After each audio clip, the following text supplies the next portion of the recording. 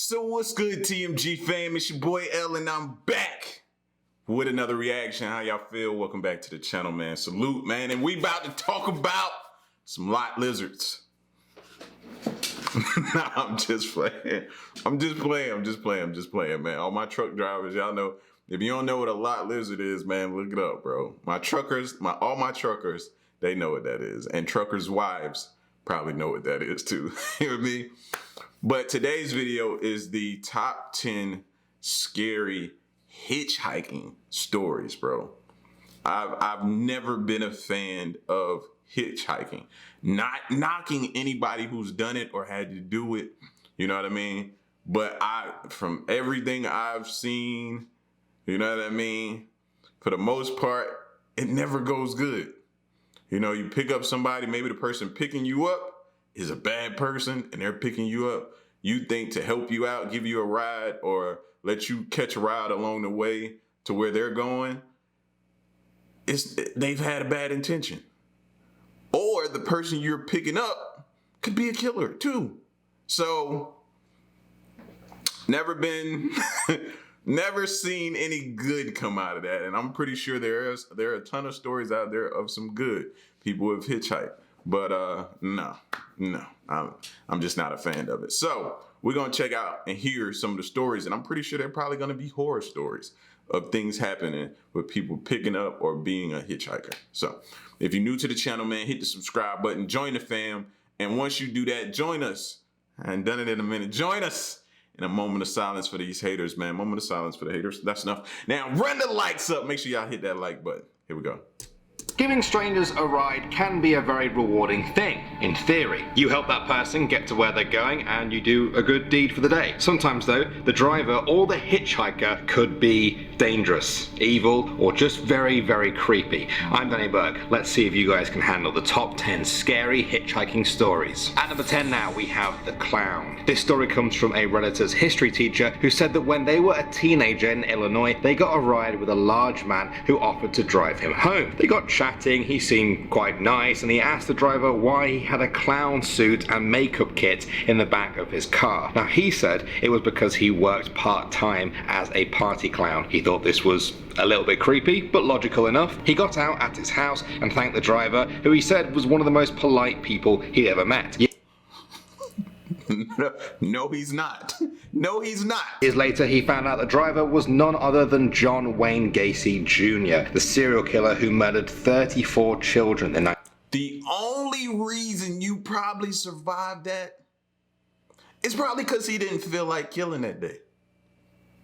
He probably reached his kill limit, you know what I mean? You might not think it, but some killers may have, you know, I'm only gonna do one today, or I'm only gonna do two today. He might have hit his limit, his quota for the day, and he let you slide. Maybe he just wasn't in the mood. Maybe you just didn't fit the description he was looking for. You know, some of them have a specific type, but consider yourself lucky. I'm pretty sure after he saw that on the news, he never got in a car with another person, let alone hitchhiking. He never got in a car with another person he didn't know. Said was one of the most polite people he'd ever met. Years later, he found out the driver was none other than John Wayne Gacy Jr., the serial killer who murdered 34 children in the 1970s and worked part-time as a clown. Coming at number 9 now, we have Ben Rhodes. On April 1st, 1990, an Arizona police officer pulled over to check on a truck that had stopped by the side of the road. He got chatting to the truck driver and decided to investigate inside the cab. There, he discovered a naked woman, handcuffed and screaming. She had welts on her body, cuts on her mouth, and a horse bridle around her neck. The officer arrested him and found a bunch of other torture devices in his brief. Look at this dude. Somebody pull over and they open up the door and they looking at you like that. You getting in that car? Heck no, I ain't getting in the car with this dude. Nothing good looks like it's finna come from this dude. And I know y'all should be like, oh, L, you shouldn't profile people. You know what I'm saying? Listen. It's better to profile and be wrong than not profile and be in a situation she was in. Like, thank God for that cop that showed up. Saved her. Ultimately saved her, because look at this dude again. What sick things you think going through his mind? Some real sick stuff, right? Oh, okay. Her neck. The officer arrested him and found a bunch of other torture devices in his briefcase. It turned out the Rhodes had been torturing female hitchhikers for 15 years across the American South. When the case came to court, the jury was shown this picture of 14-year-old Regina Walters, a runaway from Texas. It was taken not long before he strangled her to death. He was sentenced to life in prison. At number 8 now, we have Philip Fraser. In 1988, this 25-year-old from Alaska was driving to Washington State to enroll in a medical course. After crossing into Canada, he stopped at a cafe. It was there that he met a male hitchhiker who asked him for a ride. Now, workers at the cafe said they didn't like the vibe from the hitchhiker, and one of them said that Philip would live to regret picking him up. They were right. It was the last time Philip was ever seen alive. On July 27th, his body was found in a remote gravel pit. His passport and all of his documents were gone. On the same day he was murdered, a couple helped a motorist who had car trouble. He was driving Philip's car. They let him stay the night at their place, and he told them his backstory that was identical to Philip's. The hitchhiker had murdered him and taken his identity. Trying to be nice. Why are the ones that are always trying to be nice be the ones that something bad happens to? Trying to be nice. Like, that's what I say, man. You can't always be nice, bro. Don't be nice. Save a life. That's going to be like the new slogan and motto. Don't be nice. Save a life.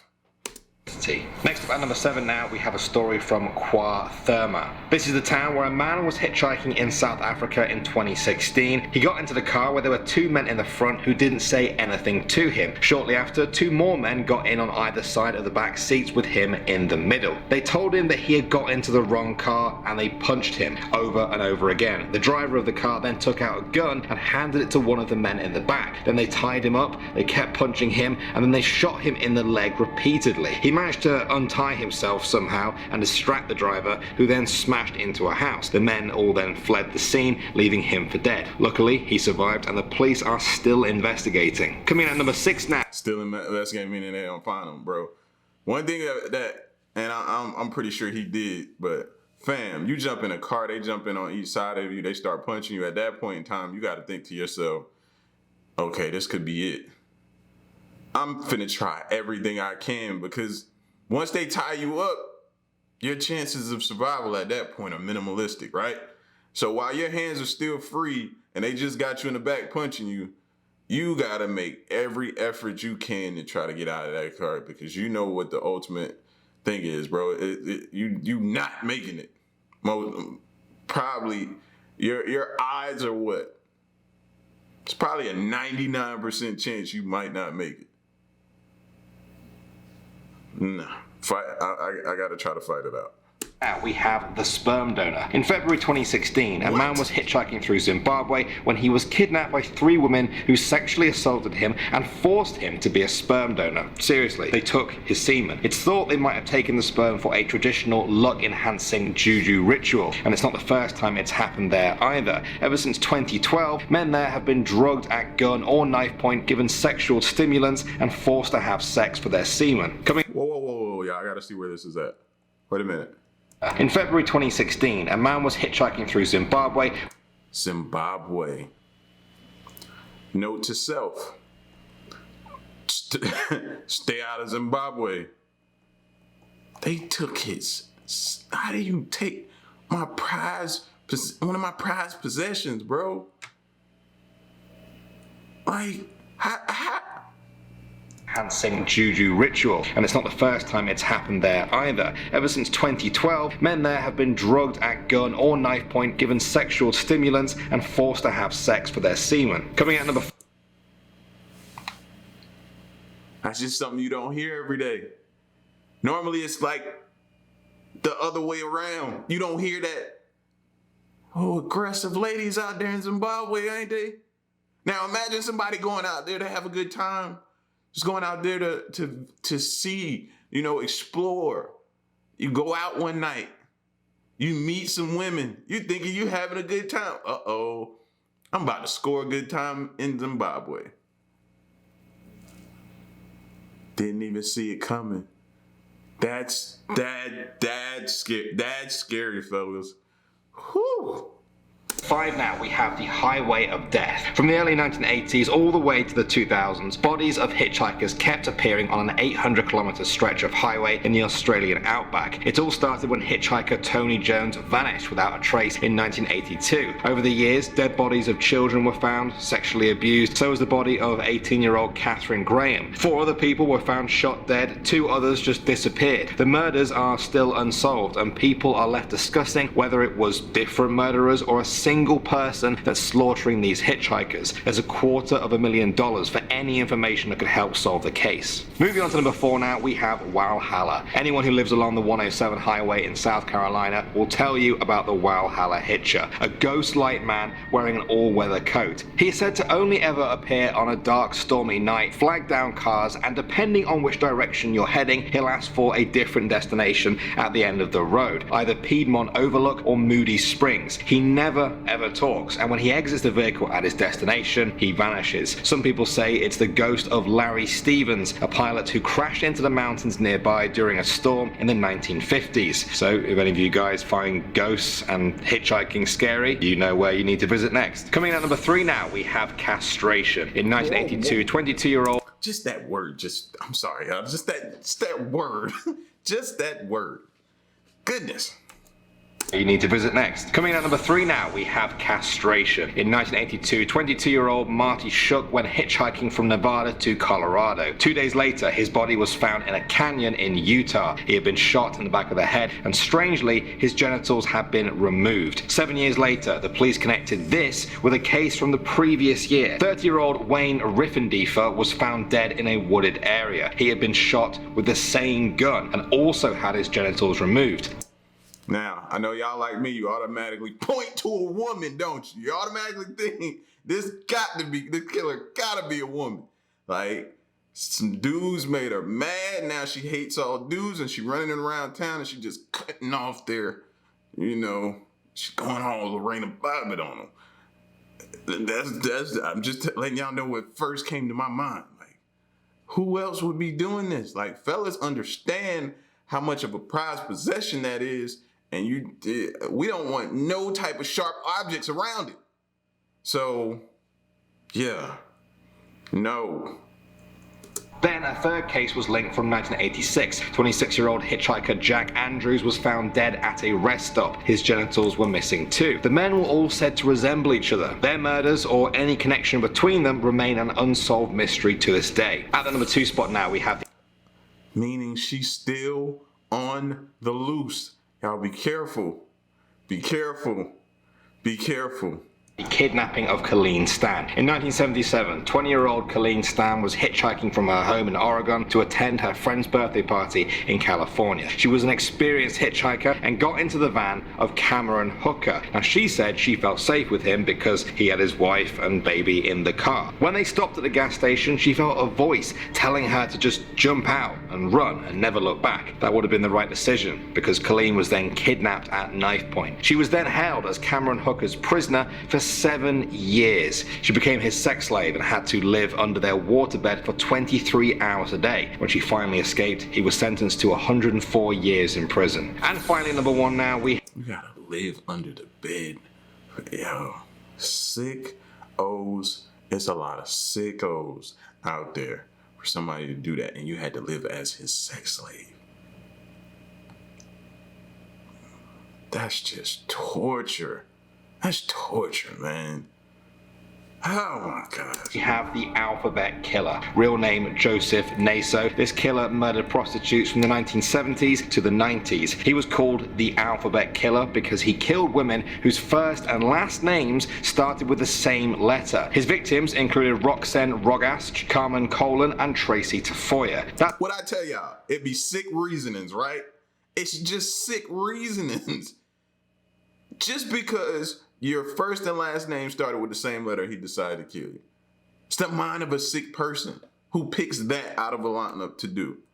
His victims included Roxanne Rogast, Carmen Colon, and Tracy Tafoya. That's why it was only ever going to end in tragedy when he picked up Pamela Parson. She was hitchhiking home and offered him sex. He declined and killed her. He was arrested in 2010 after detectives discovered his diary of sexual assaults and a list of dumping grounds. Well, that was grim. It started grim and it just got grimmer. But that's what you guys like, isn't it? So what scary video do you want to see next? And that's the thing. A lot of them keep journals. A lot of them keep a log of everything they've done or things they're thinking of doing to people. And you're like, why would they do that, bro? They're already sick in the head. So they don't need no reason to justify what they're thinking about doing, bro. They're sick in the head. Dude literally just killed because the person's first and last name started with the same letter. If that ain't a sign of a sick individual, I don't know what is. I don't. So, hopefully this deters you from hitchhiking, man. If you're out walking, just tough it out. I'd rather see you alive, bro, and tired. I'd rather see you alive and tired than hitchhiking and dead. You know what I'm saying? Because, and there's somebody out there that's hitchhiked before that's sitting here watching videos saying, nah, I've done it plenty of times. It only take one wrong time. That's the thing. It only take one time for things to go wrong. And you might not get another chance at hitchhiking. So take that into consideration. When I say I'd rather see you tired but alive, meaning I'd rather see you walk it out. Whatever reason you decide to walk, just continue to walk. Somebody pulls over, run. Run, run, run. Like your life depended on it. Just run, all right? So, just trying to keep y'all safe, man. Y'all get at me in the comment section. Let me know what you think. If you have ever had any hitchhiking stories that you want to tell, drop them in the comment section. Any bad experience, any things that happened in your town, drop them in the comment section, all right? It's your boy L, man. Until the next reaction, I'm gone. Peace.